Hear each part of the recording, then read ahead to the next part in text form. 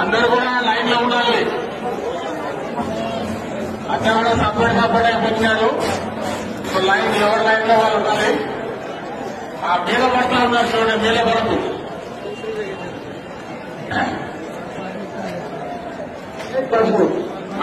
పురుషులు అంటే మహిళలు 150 రూపాయలు సమర్పిస్తున్నారు. సో ప్రజలకు విజ్ఞప్తి, సో జాగ్రత్తగా ఉండండి. ఇక్కడ పిక్ పాకెట్స్ ఉంటారు. సో జాగ్రత్తగా ఉండండి.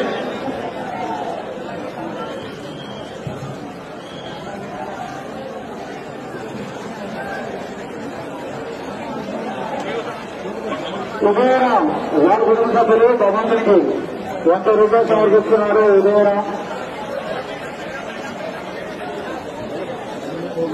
దయచేసి ముందుకు నడుస్తున్నారు. భక్తులారా దూరం చూడకుండా ఆ భగవంతుని పురోగతిలో లైన్ ఉన్నాయండి. ప్రతి ఒక్కరు లైన్ వచ్చి మీరు బండి కొమరయ్య వారి కుటుంబ సభ్యులు భగవంతునికి 100 రూపాయలు సమర్పిస్తున్నారండి. బండి కొమరయ్య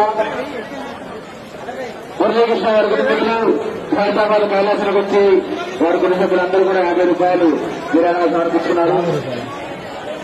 సంగాడు లక్ష్మారెడ్డి వారి కుటుంబ సభ్యులు భగవంతునికి 500 రూపాయలు సమర్పిస్తున్నారు. భక్తులారా కేవలం ఇచ్చే కట్న కానుకోడు అని ఎంత బ్రహ్మాండంగా ఉపయోగిస్తున్న భక్తులారా 3 వెంకట చెన్నారా వారి కుటుంబ సభ్యులు 500 రూపాయలు సమర్పిస్తున్నారు. లటన ఎప్పుడు రావాలి ప్రతాప్ వారు సమర్పిస్తున్నారు. భక్తులను 50 రూపాయలు సమర్పిస్తున్నారు. మేము ఎంతో ఎమోషనల్ గా అటాచ్ అయినటువంటి ఒక బందోబస్తులో గణేష బందోబస్తు ఒకటి. మేము దీన్ని ఫైనల్ ఎగ్జామినేషన్ అని చెప్తుంటాం. మాకు ఫైనల్ ఎగ్జామ్ లో ఎట్లా పాస్ కావాలని ఎంత కష్టపడతాము, ఈ బందోబస్తు కూడా అట్లే కష్టపడతాం.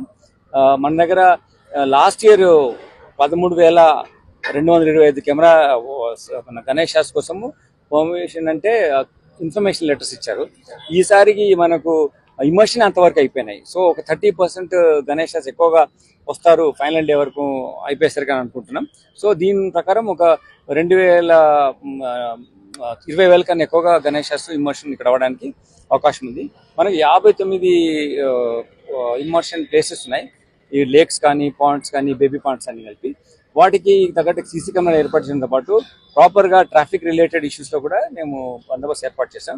ఒక 12,000 మంది అధికారులను మేము దీని బందోబస్తులో వాడుతున్నాం.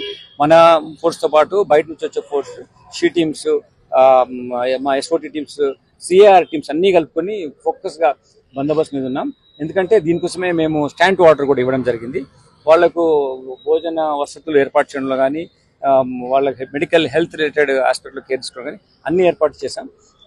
అందరూ ఉత్సాహంగా పనిచేస్తున్నారు.